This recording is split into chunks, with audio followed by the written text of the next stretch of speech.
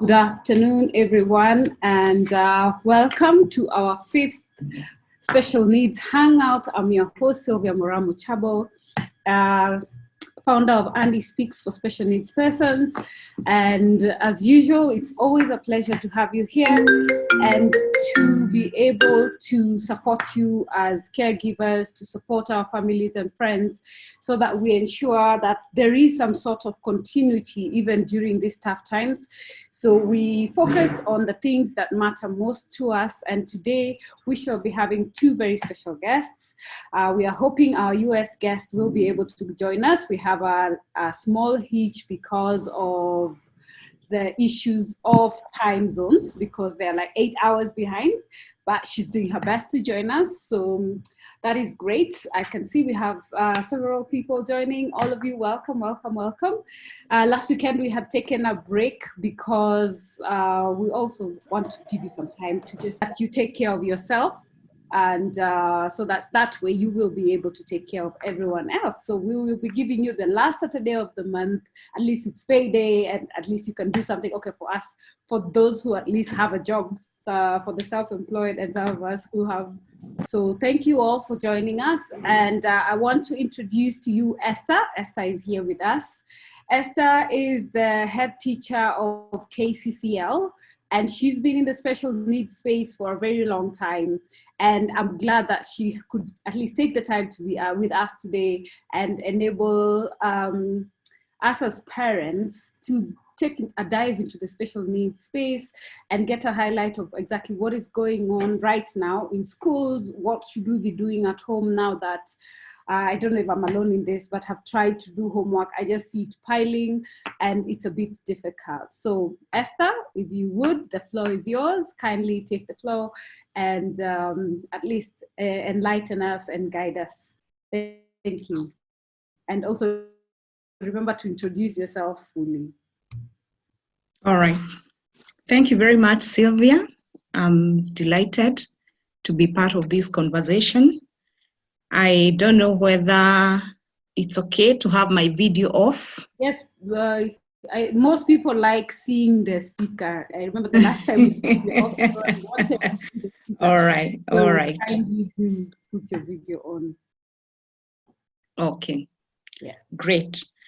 Yeah, so as I've said, I'm very delighted to be part of this initiative, and I must appreciate the work that Sylvia is doing through Andy Speaks. I think since COVID-19 visited our country, I know that Sylvia has been very, very active, engaging, especially the special needs community, providing resources and supports that will enable parents and the special needs community to cope during this time. So Sylvia, well done. And I know it is not easy, but I really admire your energy, your resilience, and always being there for the special needs community. So well done. Yeah, so today we will look at homeschooling during the COVID-19 times that we find ourselves in. And as you all know, this was very much unprecedented. It is something that no one saw coming, and within a day's notice or a week's notice, learning had to be converted virtually. That is for those that are learning virtually, or schools had to be transitioned to homes and that is the situation we find ourselves in. And I believe that forms the context of our conversation today. So I can see we have we have a good number that has joined us, and I believe others are still joining. So as I was looking at the issue of homeschooling, I thought probably I'll be addressing two categories of parents. I believe probably I'll be addressing parents whose children are taking the online classes, and parents whose children are not taking the online classes. And that means that the parents have taken up the role of the teacher at home. But even for those that have taken up the online classes, I still believe that parents still form a very integral part of the children's learning, because what is happening is that the contact time that the teachers have with the students is still very minimal, and things like assignments, even just helping your child access the online classes, most of them may be able to do it independently, because again, we have varied, our children have varied needs. They have varied levels of independence. So if, for example, I would give an example with myself, and sorry, did I even introduce myself, Sylvia? You had already done the introduction, so I had done, but I said KCCL. So if you could just like give us a tidbit of history of how long you've been in the space and your experience, so that at least people will understand where you're coming from. That would be a class, because I just right. shallow Okay. one. All right, thank you. Yeah, so as Sylvia has said, my name is Esther Wamai. I'm a special needs educator. I've been in the space of special education for the last 15 years, having taught in a number of schools that offer inclusive education for learners with special needs. I'm currently at Kenya Community Center for Learning, that we fondly refer to as KCCL. I am the principal, and we cater for learners with diverse learning challenges as a result of different neurodevelopmental conditions. So we have children on the autism spectrum. We have students with learning challenges such as dyslexia. We have students with Down syndrome, others with communication and hearing impairments, or any other developmental issue that impedes learning, and a child may not fit in the mainstream school. Those are the children that we support, and I'm excited that today I'll be interacting with the parents. I think I can even see my student is also a participant today. And so we, just like any other school in the country and in the world at large, we also have found ourselves in this unprecedented time where school has transitioned to home, and teachers are having a very difficult time, especially teachers of children with special needs, because I think for the typical learners, since they're independent learners, the learning may be a bit smoother for them. But for learners with special needs education, it can be a bit challenging, or rather it's a bit challenging for the teachers, for the parents, and even for the learners themselves, where learning has transitioned either virtually or at home. So as I maybe address the issue of homeschooling for parents of special needs children, I would like to, of course, maybe look at the challenges that the parents have found themselves in.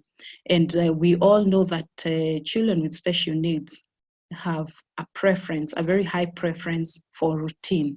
And one of the things that COVID-19 did for our children is to disrupt that routine. And with that disruption, many challenges will come with it. I'm sure parents have noted some level of anxiety among their children. And I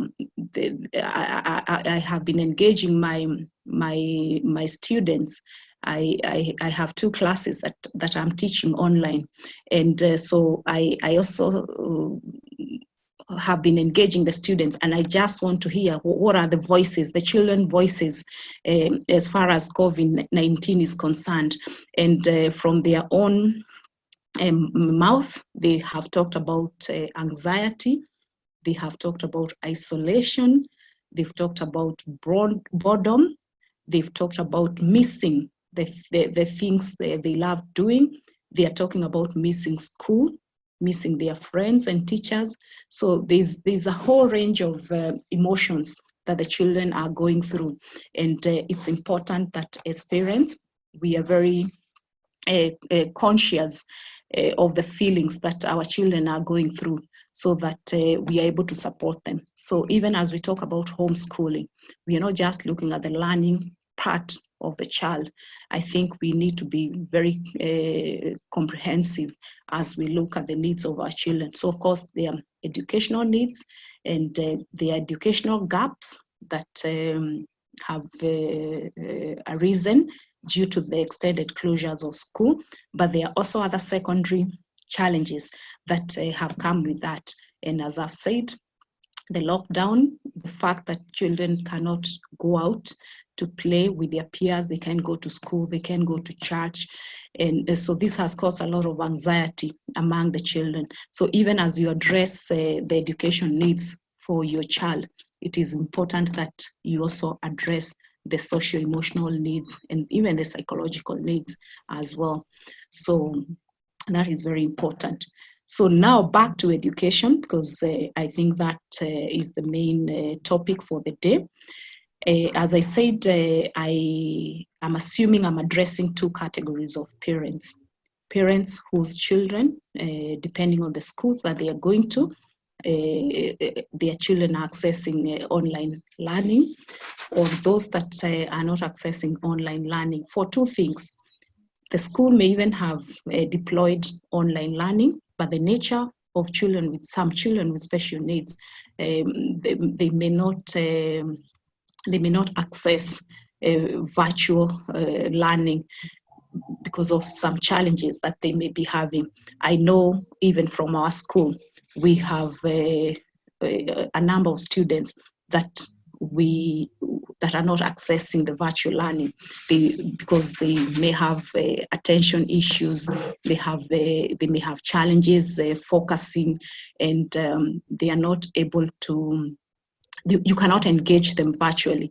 So that has forced us to look at other alternative options and methods, because we still want to drive engagement with our learners.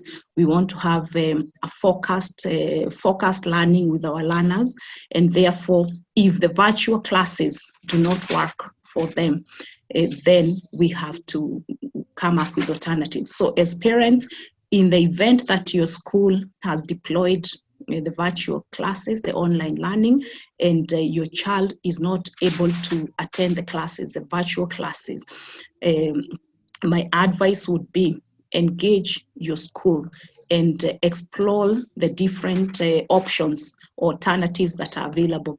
One of the alternatives that is available for learners with special needs, if they are not able to attend the virtual classes, is you can engage the teacher or the teachers who are teaching your child, and they can come up with digital content in terms of videos or coming up with PowerPoint presentation, very, very visual, because our children are visual learners. So just having content and of course assignments and what we're calling homework pack, because at the end of the day, I'm sure our fears as parents is regression. Every parent is talking about regression, and that's the biggest fear. So whether your child is able to access virtual learning or not, there are other alternatives that you can do or rather there are strategies that you can employ to keep your child engaged. So either working with your school or even on your own, because we have a lot of resources online that can help you support your child at home. So I'd want to just give a few tips that as a parent you can employ to support your child during homeschooling. And the first thing is you need to set up a learning space.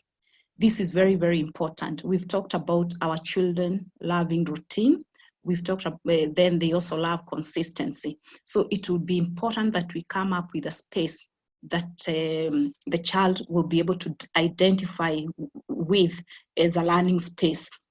So that space, if you're able to replicate, okay, I don't mean maybe bringing a class to your home, but if you can create a space that gives a sense of learning to your child, that would be very helpful. And then be consistent with this space so that this is where the child knows this is where I need to be in order to learn, so that today they are not maybe learning from the bedroom, tomorrow they are learning from the sitting room, or they are learning from different spaces every other time.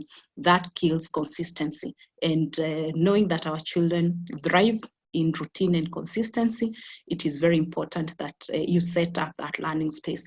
That learning space should also maybe be free of distraction. If your child is taking virtual classes, it is very important that you create a very conducive environment for your child. So if they are taking the virtual classes, ensure that there's no background noise or any distraction that will distract the child while taking the lessons.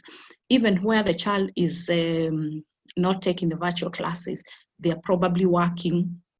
They have some pack they have received from school, or there are some resources as a parent you have acquired for your child. So ensure that the space is still distraction free, and that at least it has some semblance of learning. That is very, very important. So the other tip is, once you have set up a learning space for your child, it is very important that you create structure and routine. I've talked about the need for children with special needs to operate under routine. And this I know we can all identify. So structure and routine. This is very important because, first of all, when the child knows that there's a structure, that I will wake up and do this, followed by this, and that will be happening throughout the week or throughout the month. It helps to reduce anxiety. And you know, if the child is dealing with anxiety, that's how we end up with meltdowns, that's how we end up with tantrum. So creating a structure helps. And again, knowing that most of our children might be non-verbal, it's important that this structure and routine is sensitive to the needs of the child. So if the child is non-verbal, it helps to create visual aids for the child. Remember, most of our children may not have understanding for the passage of time. So we may not tell them that we'll be learning for an hour, then in the next 1 hour, you'll have a 30 minutes break, then maybe in the afternoon. So some of those concepts of time may not be within our children, our children's vocabulary, but it would help if you come up with a visual timetable. And the visual timetable could be maybe pictures of the activities that will be happening. So if the first activity in the morning is reading, maybe a picture of a book would help. If it's activities of daily learning, and all these resources are available for free online. So even the visual planner or the visual timetable that you can have for your child to create and establish that routine, you do not need to reinvent the wheel. Those are resources that are available online. So it is important, and once you have created the structure, it helps in building the routine. So that's another tip. Then the other tip is it is important to put together a homework plan. One of the challenges that we are facing as a school and with our parents is on helping with the homework, because we, of course, once learning is taking part, there's homework that is followed by the learning. And this is not just for children with special needs, even for the typical learners. In a school environment, the learning is controlled and there's structure. But we are now in a new environment, a new learning environment, where you, the parent, is forced to take up the role of the teacher. You're taking up the role of a parent, and for some even the role of therapist. And it doesn't even help matters to imagine that maybe you have other children that you have to tend to. You have your work obligations for those that are working, and trying to balance all that can be a very daunting task as a parent. But since we need to drive engagement, since teachers still need to send homework home so that they can evaluate how your child understood a concept, so it is very important then you come up with a homework plan. And this helps in independent learning. Once you have a homework plan, it helps in independent learning for your child, and it also helps them to complete the assignment. And by a plan here, I mean maybe creating time, setting aside time for the homework to be done, so that it is not done in a haphazard way. It is not done in a manner that it's left maybe to the whims of the child or you as a parent for the child to do the homework. So, but if there's a plan, so for instance, maybe in the visual timetable, you can have a slot when you know your child is calm and has the energy to work on the homework. So it could be maybe late in the afternoon after they have done their day's learning, so that again the homework is not conflicting with other activities, and so that again the child doesn't feel like homework is a punishment. So it helps to set some time that the child can do the homework. So this will, of course, help the child to be independent, because if they know I usually do my homework at 3 p.m., for those that are independent, they'll independently go and sit down and start doing their homework. But for those that are not independent, as a parent or whoever, the caregiver or whoever is supporting the child in doing the homework, knows that there's a structured time for that. Then the other thing is that even as part of the homework plan, if the homework is coming from the teachers, for those who have engaged their teachers, it is important that the teacher explains clearly what the homework, the expectations of the homework. Otherwise, if this is not done, it can lead to confusion, and it may not serve the purpose or the objective, because homework is not a babysitter. And I've always even told the teachers and parents that. So sometimes as parents, and I'm a victim of this, is you want your children to have homework and a lot of it, so that it acts as a babysitter, so that while the child is working on the homework, you can do something else. Well, yes, to some purpose, it may, to some extent, it may serve that purpose, but the true objective or meaning of homework is for the teacher to be able to evaluate a concept that was taught and see how the child mastered that concept. So that is why it is very important, if a child, or rather if a teacher is sending homework home, it is very important as a parent that if it's not clear what the homework is meant, how the homework is meant to be done, seek that clarification, so that the homework can be done well, and it meets the purpose that it was supposed to meet. Then and the other tip for homeschooling is it is important as a parent to use your child's special interest in learning. So by so doing, if you are able to tap into that special interest that your child has, this will enhance learning. And one of the things that it also the other thing that it also achieves is that it helps in managing anxiety. So I want to give an example of using your child's special interest to learn. If your child loves using Lego, or what we call blocks, then you can use those blocks to teach mathematics. So you can actually use the tools or the resources that you have at home that your child loves to and use them for learning. So by so doing, you will manage anxiety, because as the child is using those the special interest to learn, they'll be calm, or they'll calm themselves, and it reduces their anxiety. So even for teachers, we advise that the teachers, but now in this case, the teacher is you, the parent, who is currently at home with your child.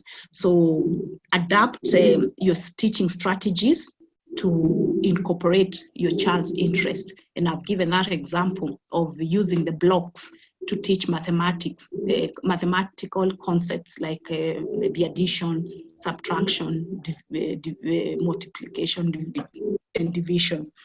So that is one way of using, or rather one benefit of using your child's interest in learning. The other thing is that once you use your child's interest in learning, it will increase the child's engagement in learning tasks, because they'll focus more on the activity, because they feel it is important to them. Like if they use the blocks to play, they may not even realize that they are learning, but the fact that they have interest in that activity of working with the blocks, that boosts or enhances the engagement of the child. So it is very important, as you're supporting your children during this time, to be able to determine what their special interests are and tap into those special interests to engage them while learning. So that is very, very important. And another very important tip that parents can use during this time of homeschooling is the use of technology. And in this, the beauty of technology is that it will aid instruction and help students learn a range of skills.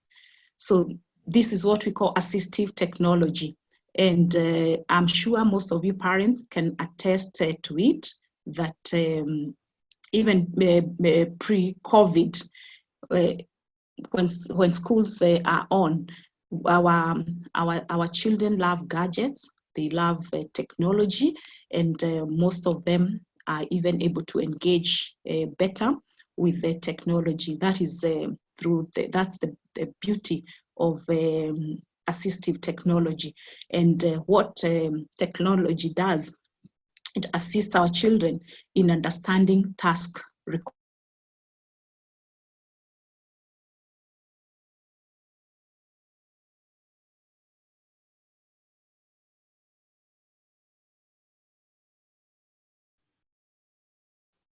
Sorry, Esther, I think we lost you for a second. Just 1 second. Just 1 second. Okay. Okay, I've unmuted. Okay, good. All right. Yeah, so most of our learners, actually majority of our learners, are visual learners, and therefore once we deploy technology for them, it helps them understand the task requirements, it aids in communication, and it even helps them in completion of tasks. And this is very evident. In fact, right now, we have noted even among my students, since we deployed the online learning for those that are taking the online classes, the teachers have observed that the students are actually learning better, they're improving and acquiring skills better than if you're engaging them in lecturing method. So technology comes in very easy. So that is one way we can also support our children at home using technology. And we have many apps that are available, either free or maybe at a minimal fee, that we can deploy to help our learners with assistive technology. And so the other tip that as parents you can use, or strategy that as a parent you can use, is find ways to connect your child to others. I said as I'm engaging my students, one of the things that is emerging very strongly among all the students, and this cuts across the board, is the feeling of isolation and feeling of loneliness. Most of most of children with special needs, they have a very limited circle of friends, or their social circle is limited, and in most cases it is limited to friends in school, and maybe a few in the neighborhood, or maybe a few in church. But I tend to see that school is where the children have most of their friends, and the fact that that link has been cut out, that has left our children feeling lonely and feeling isolated. However, all is not lost, because as a parent, you can find ways to connect your child with others. Of course, thanks to technology, your child can still be able to connect with other children. And it is very important. That social connectedness is very important. So you can find out, or you may know who your child's friends are, who their classmates are, and try to hook them up with their friends through the social media, WhatsApp, a call, for those that maybe can chat, because we have children who may be able to chat with their friends. That is also very important. So as a parent, it is important that your child connects with others. And others here, we are talking about friends and even family, because we have children who are very close with their cousins, or even their aunties. So it's good that we connect them. So, and one of the ways I've been asking my students, fine, you're feeling this way. What coping mechanisms are you employing to be able to cope with the situation that you're in? And one of the things they have strongly brought out is that they are reaching out to their schoolmates, they are reaching out to their classmates, and once they share their experiences, they realize that they are not alone, and they're able to encourage each other. Some are even able to consult each other on the learning tasks that they have been given, and it has helped a great deal for them to still feel that sense and that semblance of social connectedness. So this is very important, and as parents, it is important that you foster that for your child. So last but not least, it is important as a parent to seek help, and don't try to do everything, because this sometimes is very common, and sometimes as a mother, we feel that we have enough resources to handle things alone on ourselves. But eventually what that leads to is that you realize that you will burn out. So it is important to seek respite. And by respite here, of course, I know in the ordinary times that we were in pre-COVID, I've always advised parents to seek respite in form of, maybe if you have somebody who can take care of the child or the children, for even if it's for an hour or a day so that you have time to yourself. It is very important.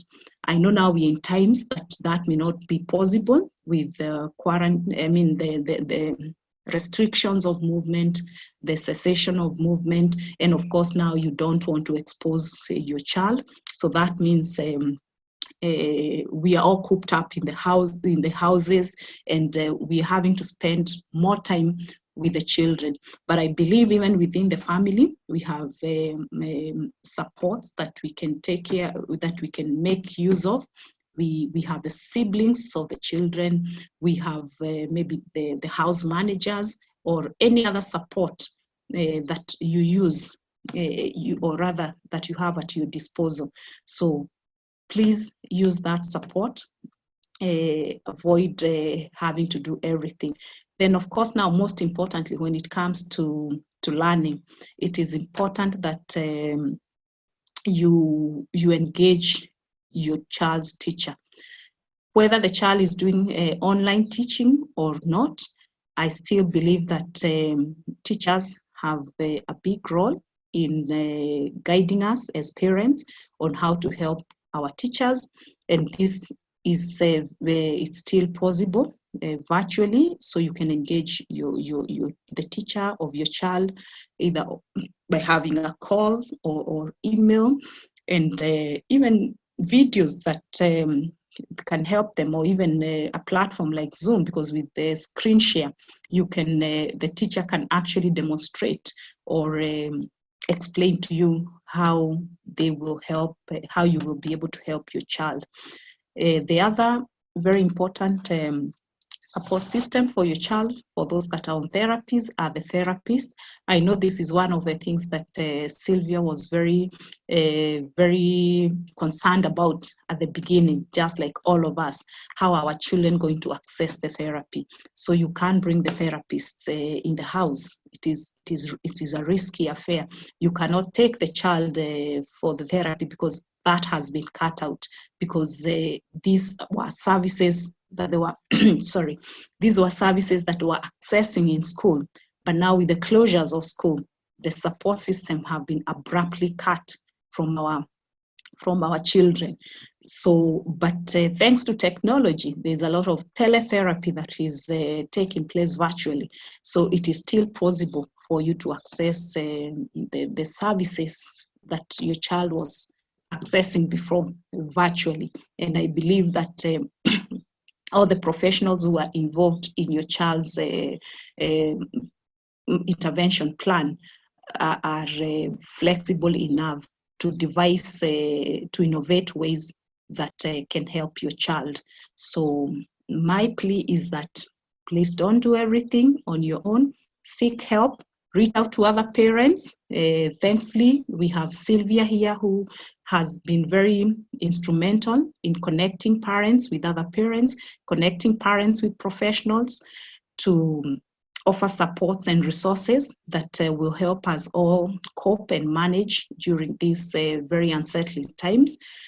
I know we have other platforms, social media platforms or support groups where parents are drawing a lot of experiences from each other. So that engagement is very, very helpful, because you'll be able to learn something or two that can help you support your child. So I would like to first end there and take it back to Sylvia to take us to the next step. Thank you, Sylvia. Thank you, Esther. Always a pleasure engaging with you in the wealth of knowledge. And I'm glad that you've also insisted on the same that I always say, do not forget yourself, take a break when it's necessary. But we all know sometimes you would want to do it so badly, but due to the circumstance, you just either can't, because we have limited support, we have variants, everything now is new, and you think twice before doing it. So I will open the floor for questions. You can please either raise your hand to ask a question. The essence of a hangout is so that you have that one-on-one access to engage with the specialists. We've not yet heard from our second guest speaker. Maybe we shall bring her on board next time again to discuss if she doesn't catch up with us, because normally we do 1.5 hour session, because now when we open the floor, it takes a bit longer. But my main question now to you, Esther, because at the end of the day, I'm also a parent, and I feel the pain, walk the journey. And my greatest challenge has been having 2 special children, one having ADHD, the other one being autistic, and they have very, very different learning styles.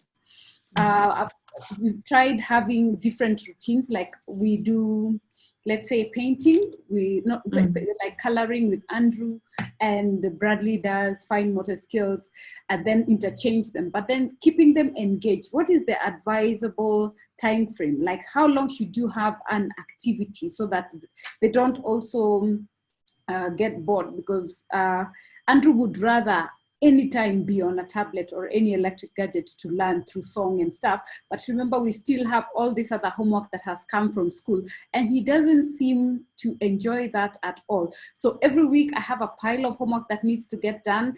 Then I have a child who does not want to do this homework. So how creative can we get, or how do we get through these moments? All right, thank you very much, Sylvia, for that question. And I know it must be tough for you, because it's already tough having one. So when they are 2, it is even tougher. But I thank God that you still have the strength to be able to support the boys. So one of the things I want to tell you, Sylvia, is that what your boys are going through is not anything unique to them. I've been receiving calls from parents from my school telling me that the children do not want anything to do with schoolwork. In fact, one told me once they open the laptop to be able to access the online classes, the child goes into a tantrum, almost a meltdown, and they literally run away, and they do not want to learn. And of course, at that point, maybe there's very little you can do as a parent. However, I think that's very common, and I believe those are some of the challenges that our children are having to go through with the new normal, the change in routine. Because I'm sure for your boys, they identify learning more in school, not at home. So probably home, so long as they have spent a day at home, even if there's homework in the evening, the fact that they have been at home, now they understand that now it is time for homework that came from home.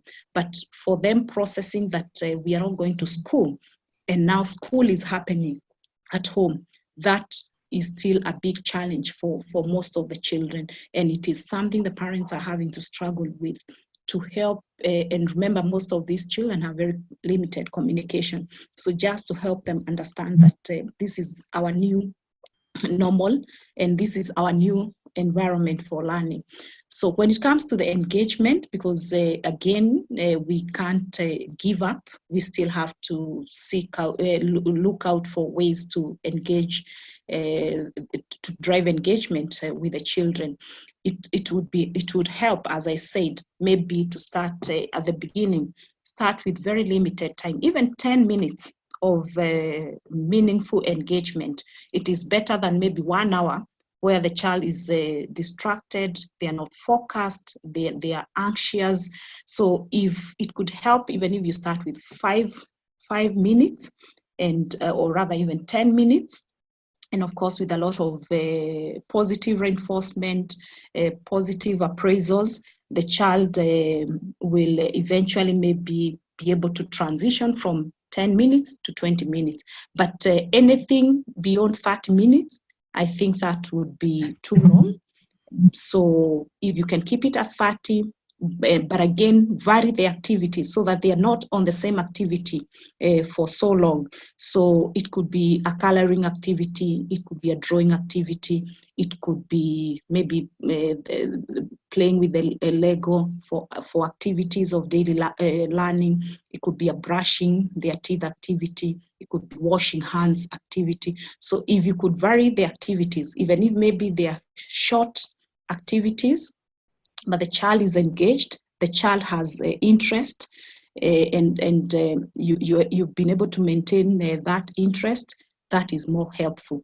But again, there's no, maybe there's no single way of doing it, or rather there's no one way that applies to all the children. So I always say, as a parent, you're still the best judge to be able to know that the child is not interested in these activities. So how can I make it more interesting? And maybe I can contain the interest and focus for the next 10 minutes. And before that interest fades out, you quickly shift to something else or give them a break and be able to resume. So it's usually more of maybe try and error, and eventually as a parent, you're able to see what is that piques your child's interest. Okay. All right. Thank you. Any other questions? Yeah. There is a comment. I'm having the same challenge with my son. All he wants to is travel up country. My mention of class is met with screaming and translates into a meltdown. But he wants activity with mama, so we do a routine class every day where we do various activities, coloring, cutting, sticking pictures. We use PEC and other materials for learning. At least that is something I believe I can adopt. But my main challenge most of the time also when it comes to the mess that comes with the hyperactivity that is involved with also now becomes an added point of stress. So you just try and balance. I think the best we have experienced so far was half an hour of one person, so long as we have zero electronics and give different engagements. One of the other questions that had come in, and one of the challenges I also experienced is, my youngest is both left and right-handed. And when I'm giving him like something like to color, he will try with the right hand stop, try with the left hand stop. I've also tried, so I don't know which one to focus on. I just let him do it, but he's still trying to work with the fine motor skills. I tried to move to use the gadget for the same, where they're tracing with the finger. But the challenge is most gadgets, when they're guiding on how to write, it's always the sequence for like the way if you're writing, oh, it's this way. He's left-handed, so that becomes a challenge. He wants to go opposite, so it never goes away. I don't know what guidance or what advice you'd have for that when it's when we're dealing with that issue of a child being both right hand and left hand, and then fine motor skills, so that we can settle on which hand to work with. What would be your advice, Esther? All right, so when it comes to the right left hand orientation, I always advise the parents to let the child be. Of course, there's a lot of cultural positions on right and left-handedness. And I think from that socialization that the ideal orientation is the right, it has forced many parents to force their children to transition from the left hand to the right hand, and that comes with its own complication, because it's all wired from the brain. And so what I always advise the parents is that if your child is left-handed, let them use the left hand.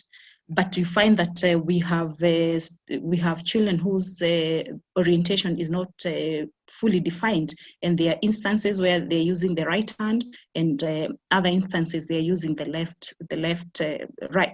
right or left or both. And so when it comes to that, I always say with time, the child will be able to, the dominant hand will still prevail. But if where the orientation is already defined, if it is left, I have always told the parents, please don't stress the child with having to transition them to the right. And if the child can comfortably write, even if they can comfortably do the activities using the left hand as their dominant hand, there's no harm. However, when it comes to the issue of the gadgets, like you have explained, I think that is one of the challenges that we have in accessibility.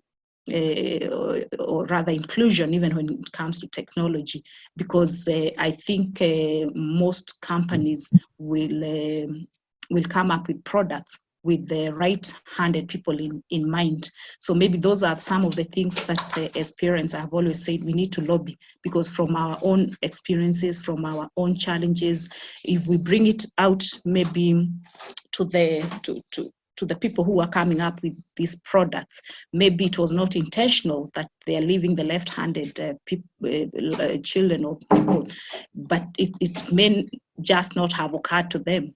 And so those are some of the things. Of course, this is not a short-term remedy to the problem, but I know it can be very challenging. However, maybe as a parent, it's just maybe to see how your son can navigate that. Yeah. Okay. Thank you very much. Is there anyone else? I see we have several teachers on the floor. I would like to give room for one teacher to just share with us what challenges have you experienced like with online learning, and apart from that, maybe the issues that parents are facing, and if there is any parent who's tried to do homeschooling. I know one of the other challenges that we have is you may want to do something, but we have limitation on what to use as our support aids. Esther, as we are waiting for someone to raise Hello? their hand and stuff like that. Yes, teacher Isaac, Mm. please raise your hand so that I can be able to know you would like to speak before. Thank you. Yes, Isaac, please go ahead. Good afternoon, everyone. Good afternoon. Good afternoon, Isaac. There's an activity I'm trying to do on Zoom with my students. And what other activity can we do on Zoom? Which one, what have you tried, so that at least we know now what else we can do? I've shown them a video. Mm-hmm. Yes. We've tried using YouTube.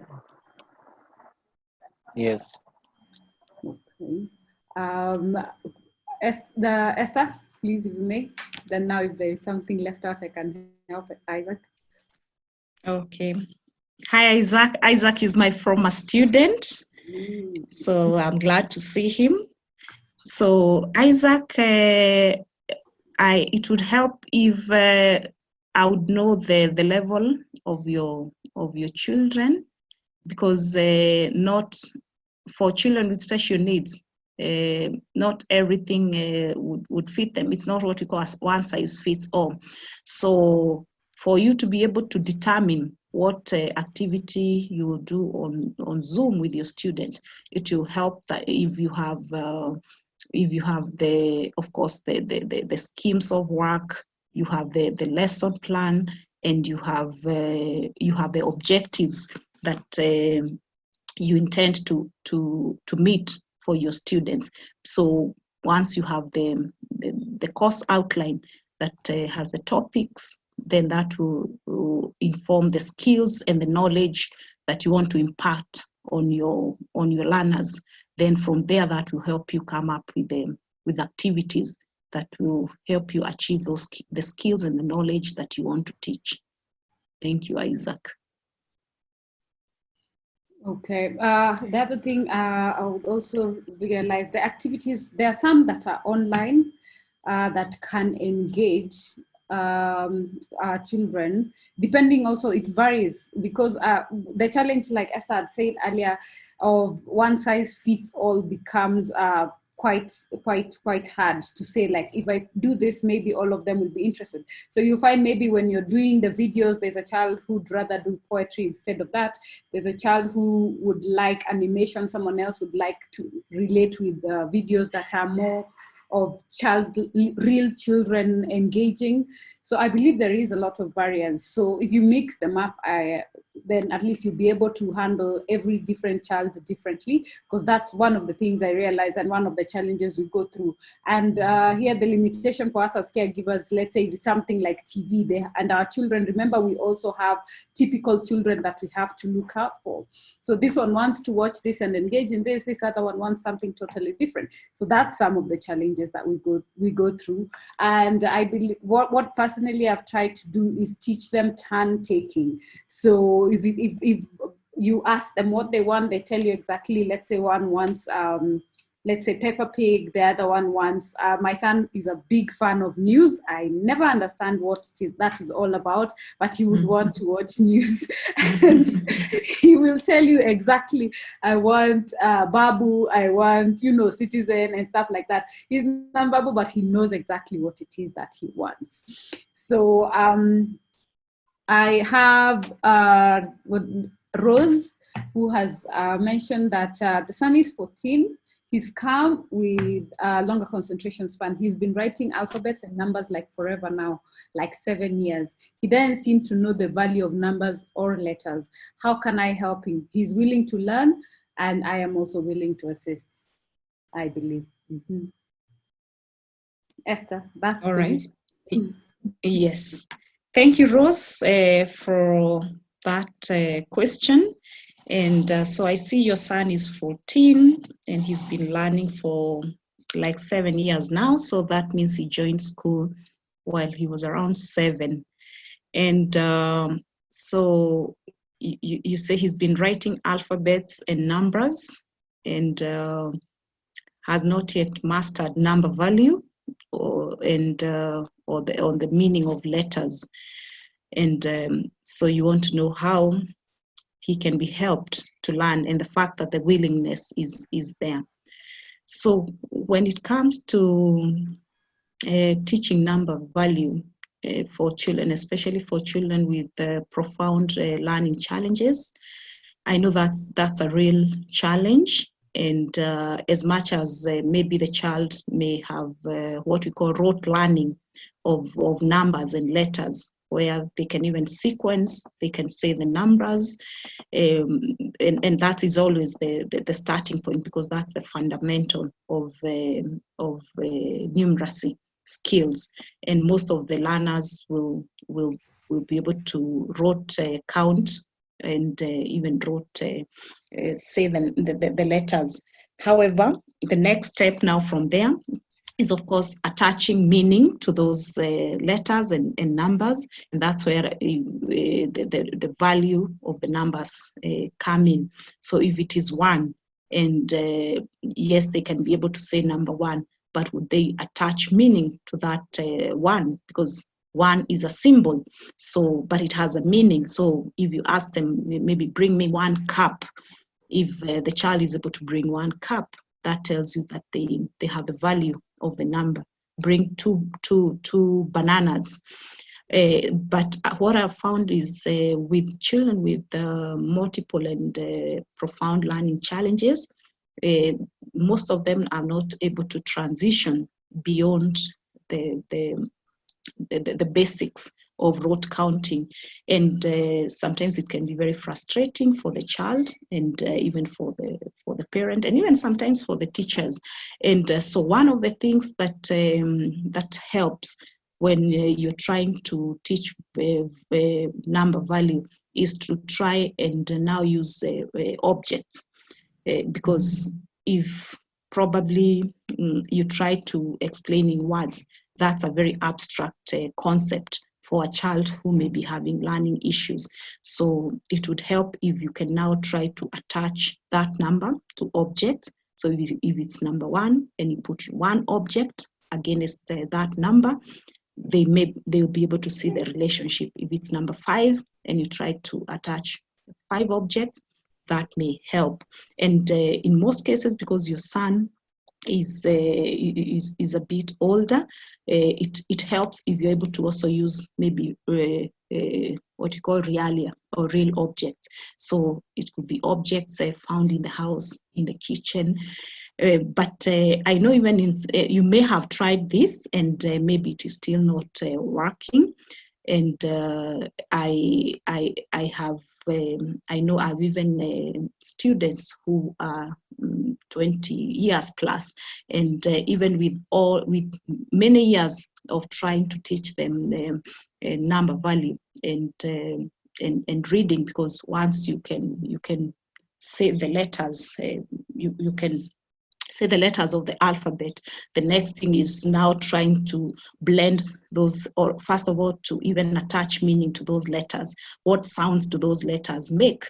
Then blending those sounds to make words. So I know I know we have quite a number of students with significant learning challenges who are not able to make that leap from the basic phonetics to learning the phonics, or rather the sounds, to be able to go to the next step of learning words and maybe constructing sentences, paragraphs, and reading stories.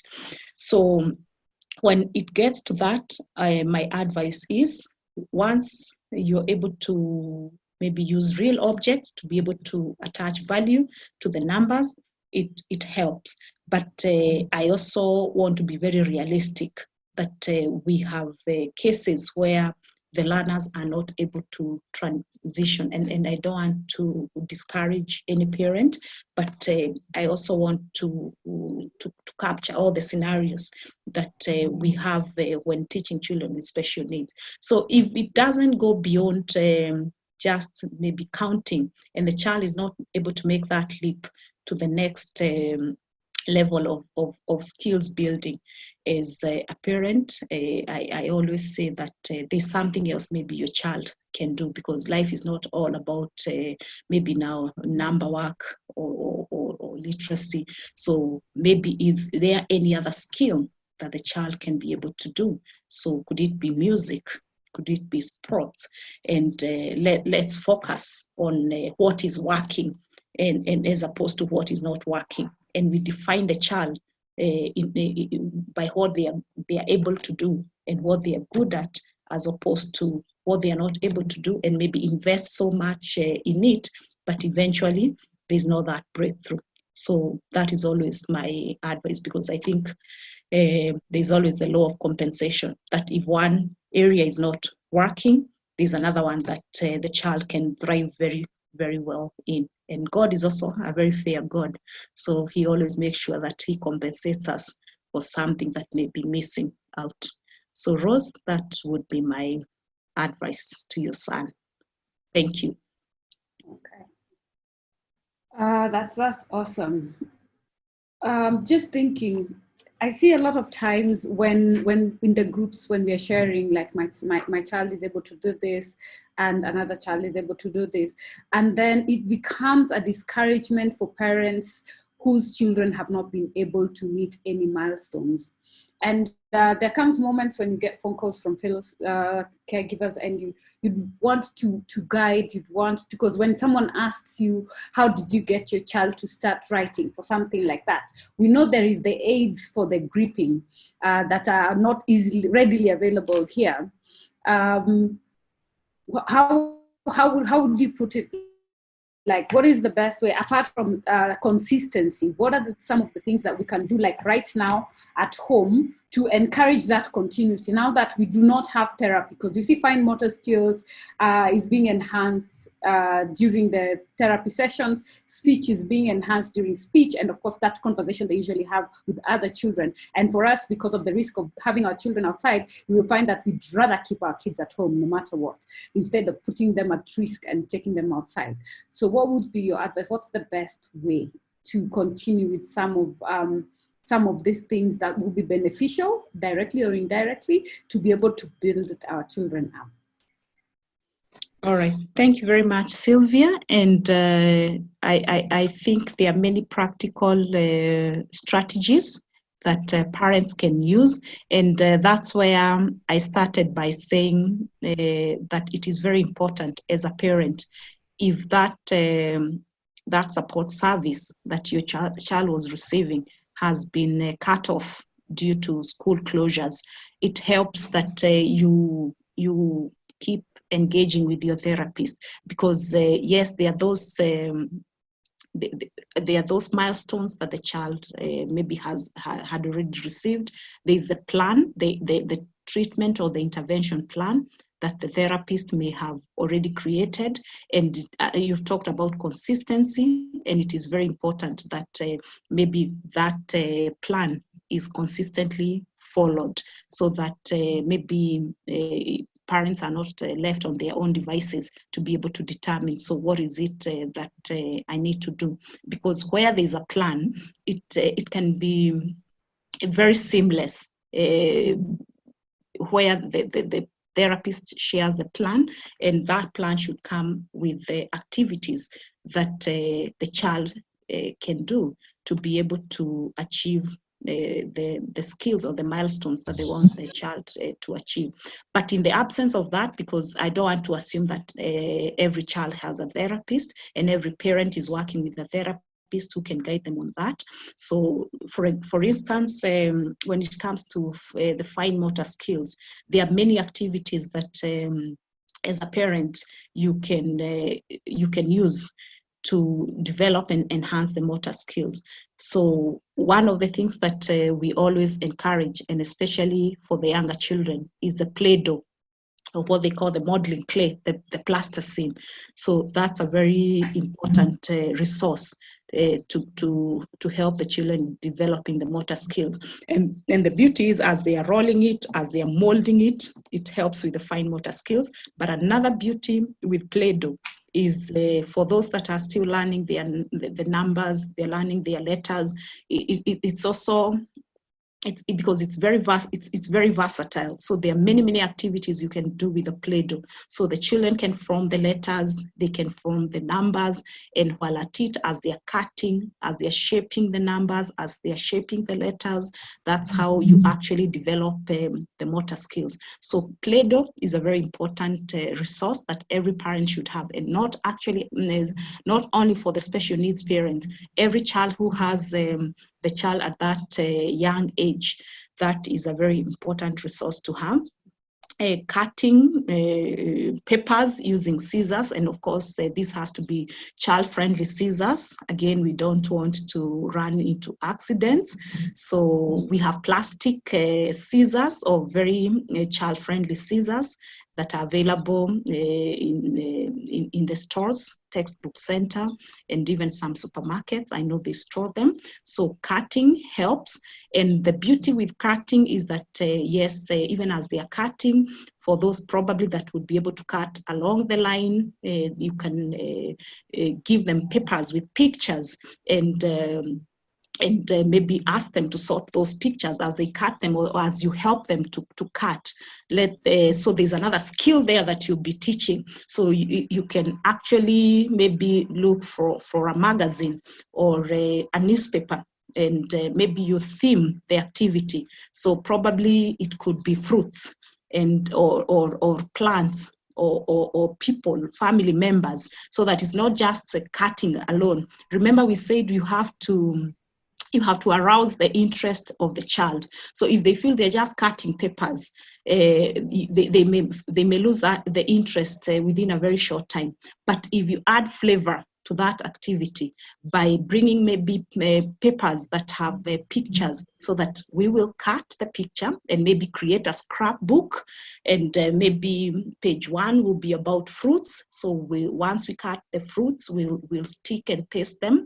Then page 2 will be about family members. So they will cut a mother, a father, and children. So in that, there's a lot of there are a lot of skills that the child will be learning. So you develop them, the motor skills, but there are also other skills, sorting skills, and other skills that the child is learning. So that is usually very important. Another important. May I interject on that point, so that at least we can, the challenge I've seen when it comes to scissors and cutting and tearing paper, yes. How do we teach them boundaries? Because these are things now I see, probably I understand they do in school, but now like when my son comes to the house, any book starts being torn. Like you give him a book try and just look at the photos. That's the business. So I'm even afraid of buying any more. And also when it comes to scissors, there is that fear that, they're telling them the difference, that there is scissors for what you do in school and there is the scissors for home. Because you find them with scissors if they find that, let's say if you leave the room door open.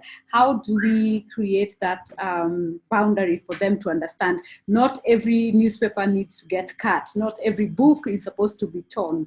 How do we teach them that level? Yes, for that, I think it depends on the level of understanding. So for those children that can understand, you can actually give the instructions, but it would also help maybe if you can have the papers or the books that you want them cut at their reach, then anything else that you don't want cut. If the child does not have that understanding that selectively there's what is to be cut and there's what cannot be cut. If they don't have that kind of understanding, it would help if you can keep anything that you don't want cut out of their reach, and whatever it is that you want them to cut, it is within their reach. And probably, just like I said, creating a learning space. If what you want cut can be in a place that is part of their learning space, and so they know whatever mama has put here, it has her stamp that it can be cut, and anything that cannot be cut is not in the learning space. Same as scissors, and not just scissors, because there are many dangerous tools that we have in the house. And so for children who do not have the understanding that the tools can be dangerous, they can be detrimental to their safety, it will help that you keep those kind of tools out of their reach. So I think for those that have understanding, you'll explain. But for those, it's a matter of just ensuring that what is not safe for them is out of reach for them. Thank you. Because that's what we do in school. That's what we do in school. And it has worked very well. And of course, the beauty is, even for children on the autism spectrum, as much as they may be nonverbal, the beauty is they have the receptive language. So I'm sure you'll be able to explain to Andrew, this is not to be cut. So even if maybe he may not express himself, he may have understood the instruction. But if he doesn't, then as we've said, keep it out of his reach. Super. Do we have any other question or contribution or challenge? But I'm seeing Teacher Isaac is back. Apparently he got knocked off before we could finish elaborating. The question was what he can do with his students on Zoom. So I don't know if he had heard what we said earlier. But before that, there activities. Yes, activities. Okay, so there is one question. My son is 5 with ability to focus and always on the go. He's nonverbal and has poor fine motor skills. He loves singing and unusual skill playing football when he was from 1 to 3 years before his skills started disappearing. What can I do to ensure he does not forget his skills? All right, I'm trying to read the chat. If you can give me 2 seconds to just read the chat.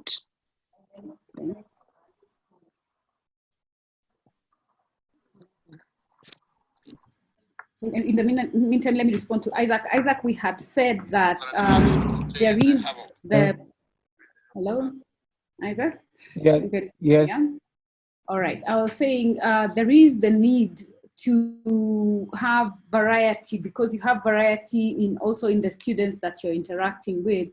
So whatever activities that you download on Zoom, because you see, it's the same thing. If you usually have computer classes in school, if you have Zoom, that means you can access the same activities by sharing your screen. Yeah, so it does not limit you as a teacher of what activities you can actually do with them, because you see, it's depending on if it's sing along, if it's poetry, if it is so if you share your screen with them the same way right now, you're able to see me and they can see you. So whatever activity that you want them to engage in, let's say if it's a sing along, and they thrive on that Yes. repetition. So they will be able to see what is going on the screen and do the same.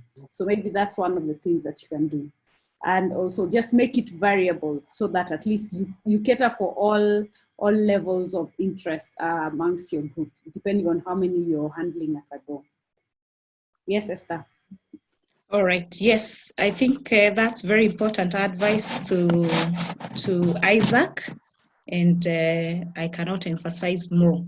So back to Brenda on her son who is 5 and has ability to focus and has poor fine motor skills. So she says that the son was very good at playing football, and that skill is disappearing, and she's asking what can be done so that he does not forget his skill. So for any child, not just child with special needs, skill development, and not just for a child, for anybody, even for us, the grown-ups, skill development thrives on consistency. So of course, consistency and interest, and of course the practice. And what happens with our children is because in most cases, skills development may not be automatic. Just like it is for typical learners. And so that means that there has to be a lot of work that goes into skills development. And one of the things that you have to do as a parent and as the teacher for your parent is to ensure that once if there's a skill that you want your child to develop, it will help that you devise all strategies to be able to bring that skill out, to be able to develop the skill. So you've got to come up with strategies that will help the child practice the skill. So like football is a practical skill. So if your child had interest, because a skill like football has to start with the interest and the passion. So if that interest is there, it becomes very easy to develop the skill. So then once the interest has been identified, so the next thing is to develop the skill. Now, the technicality or the practicality of it. So of course, through practice, and then the practice has to come with consistency so that the child is not practicing today, then the next time he's practicing is maybe after a month. So that consistency really helps. And another thing, it is one thing to have interest, and it's another to sustain or to maintain that interest. So it also helps if you realize that your child has an interest in some skill, that you offer a lot of positive reinforcement in terms of encouragement, praising them, or even at the risk of sounding like you're bribing the child, which is not the case, giving them some rewards once in a while, and especially where you notice effort that the child has gone out of their way, they have put in extraordinary effort. There's no harm in rewarding them. So that is one of the ways that I encourage parents to develop skills, and not just even the extracurricular skills, even academic skills. So start by developing the interest, then the practice, then the consistency. Then with that, at least you are on a sure journey of growing that skill. Thank you, Sylvia.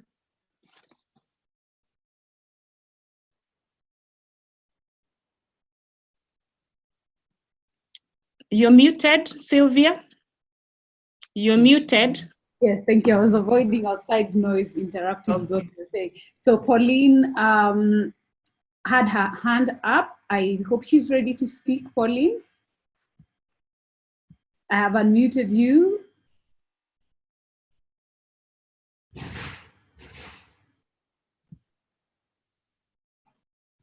Hello, Pauline? can you hear me? Yes, we can hear you, Pauline. So I just wanted to add on to what you're telling Isaac about the activities they can do online. Mm-hmm. So one of the things we've been doing in my school is using PowerPoint. So let's say if it's a topic on birds, the teacher can get many pictures of different birds and put them on the slides and show the children and ask them, what bird is this? So they're really making good use of the PowerPoint. And another thing is we send children, the parents, like things to print out, so we can even do cutting and sticking. So for example, one of the lessons was on Noah's Ark, and we sent parents animals in pairs. So the children got to cut and stick on Noah's boat. So those are some of the things I was just wanted him to know, examples of things he can also do during the Zoom classes. Okay. That is awesome. I had not even thought about that. That's one of the ways of things that can be done. Now, I have someone in our space who is a champion for cerebral palsy. He has been able to beat the odds, because this is just to encourage another caregiver, another parent. So amongst us, we have Kamonyo, who currently works for Communications Authority of Kenya, and he has cerebral palsy. So even as we're talking about challenges that our children are going through and the discouragement that parents usually feel, I would like for him to just share his experience, how school was, how hard it was or how easy it was, and what keeps him going. I know one of the things, it always takes that parent who does not give up on their child and believes in them. But I'm sure that is extraordinary to get to the level, because he has also gone all the way up to university. So Kamonyo, we will be patient with Kamonyo, we all understand. So Kamonyo, it's your turn, kindly speak. 1 second, let me, I unmute you. I can't hear you. I don't know why it's refusing to unmute. Unmute yourself, Kamonyo, please.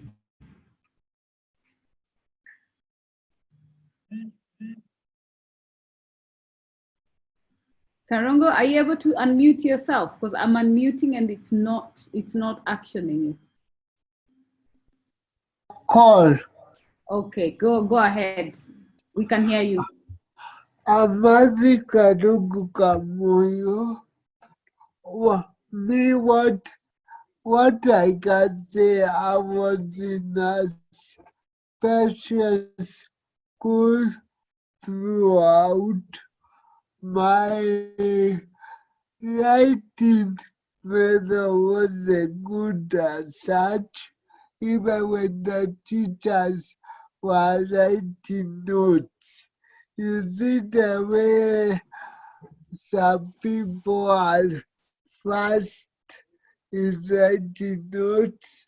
So we in the evening, I used to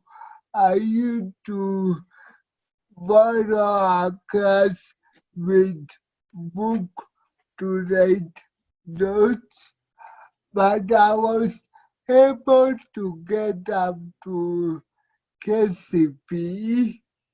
In KCPE, I remember in our class, we were two of us who could not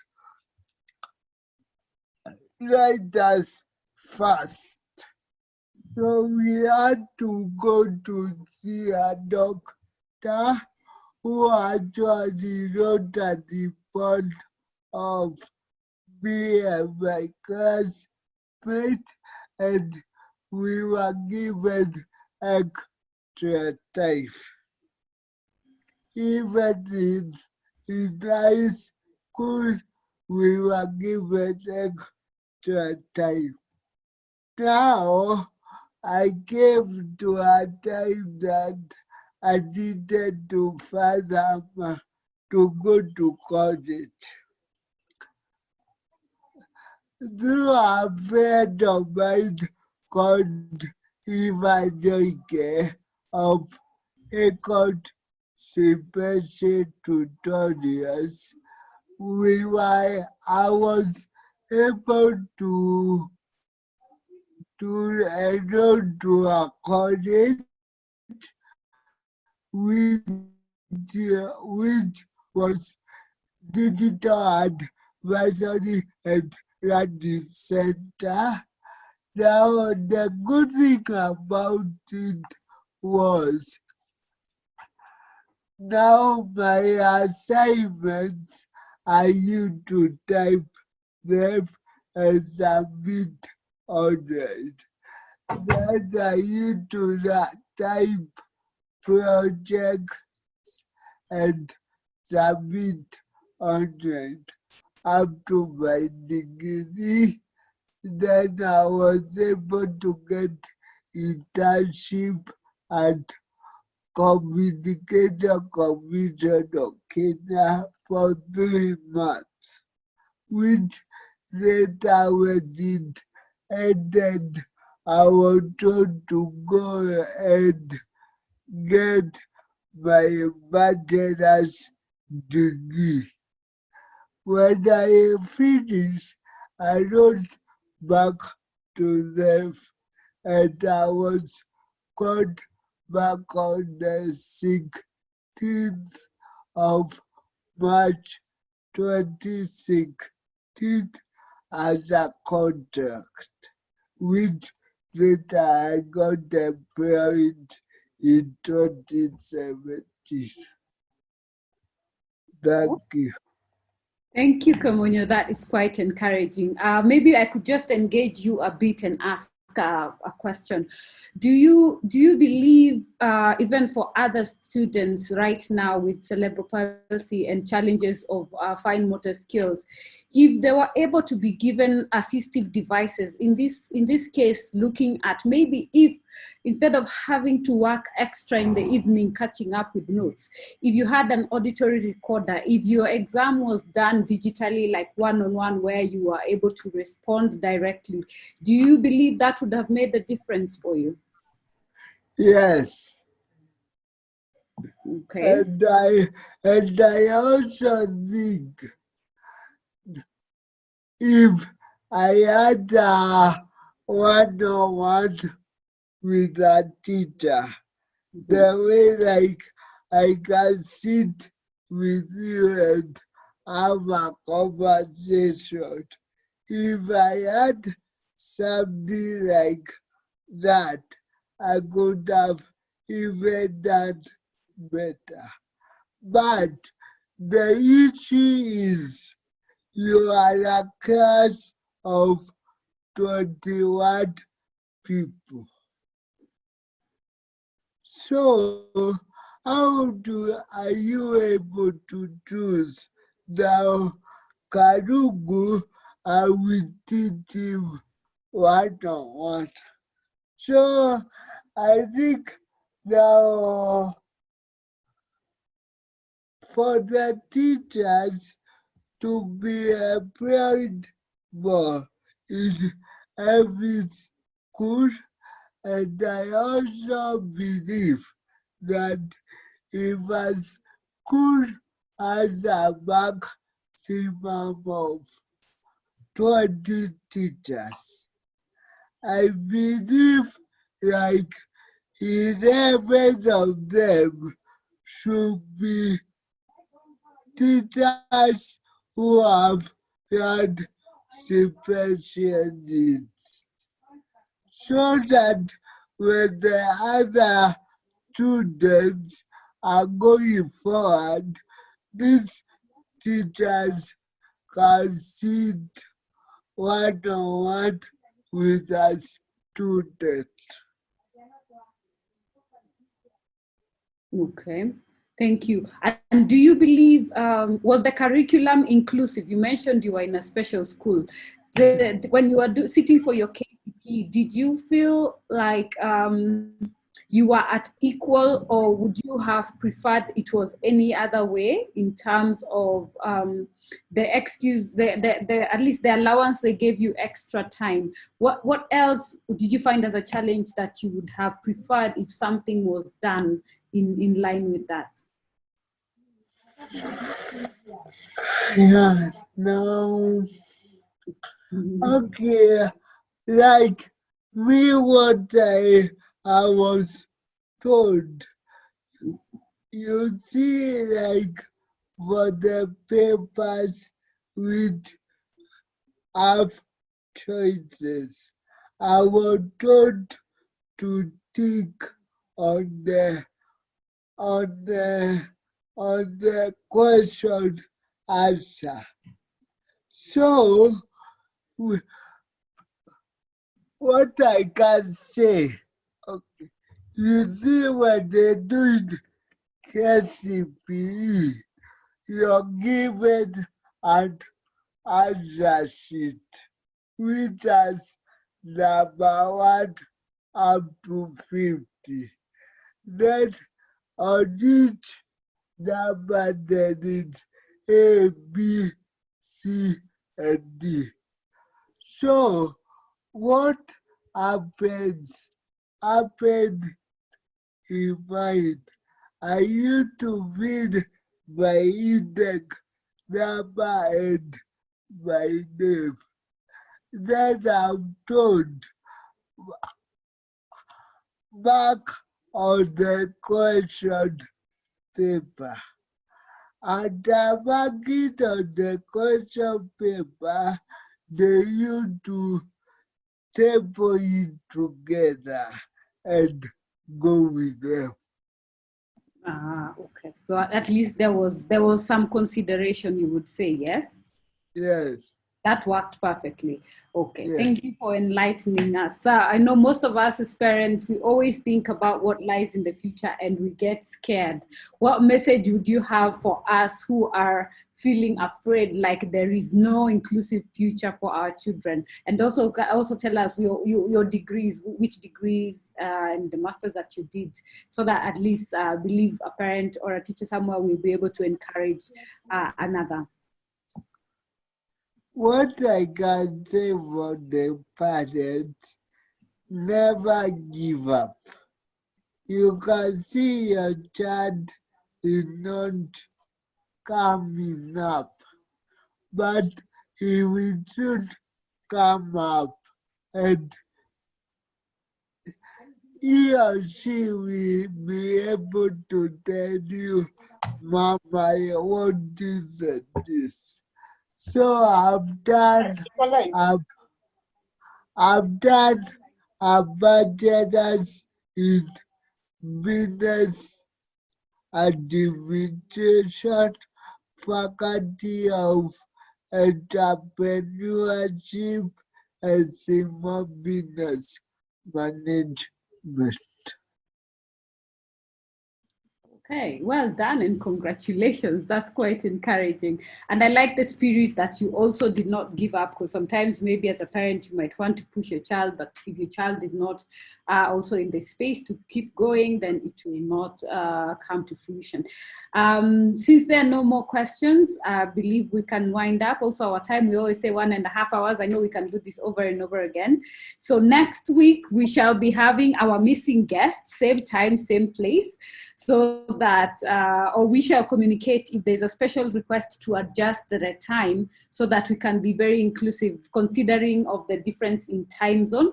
So don't miss out, as we will have our guest still here, because I'm sure we were looking forward to have that conversation and just hear from a different side of the world, because we are now speaking in our African and Kenyan context.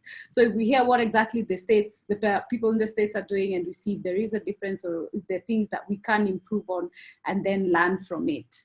So Esther, thank you very much for taking your time to be with us, for enlightening us, and and for enlightening us in all this. I think the presidential address has just started 4 minutes ago, so as to allow all of us to get a catch up on what is going on in the current situation. We shall end our meeting, and I'd like to say a big thank you. And don't forget, follow us on Twitter, because we always have conversation going on inclusion. We are having small and big wins, as you have seen. We were given an opportunity as caregivers to now be part of the Cushion funds that the government has. So all our advocacy and making noise is not in vain. And we shall continue doing the same until we are fully included. So on Twitter, we are Andy Speaks 4. On Instagram, it's Andy Speaks. And on YouTube, Andy Speaks for Special Needs Persons. And 4 is number 4 because we focus on 4 pillars and also 4 issues. And at the same time, on Facebook, we have a group also where you get a lot of information and latest one-on-one conversations on what's going on and updates on where you can benefit and get support. So be sure to follow us and join us. And if you'd like to also be a volunteer to Andy Speaks, because it's a purely voluntary basis organization, you can always DM us and we shall add you on the list. When life resumes near normal, then you at least can come in and support.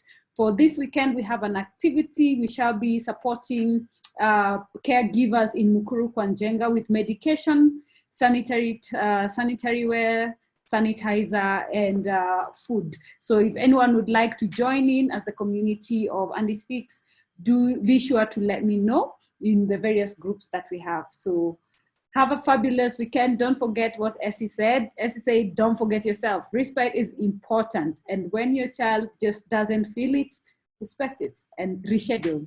It's never that serious, is what I always tell myself when I feel like I'm failing when I don't stick to the routine of what the boys have to do.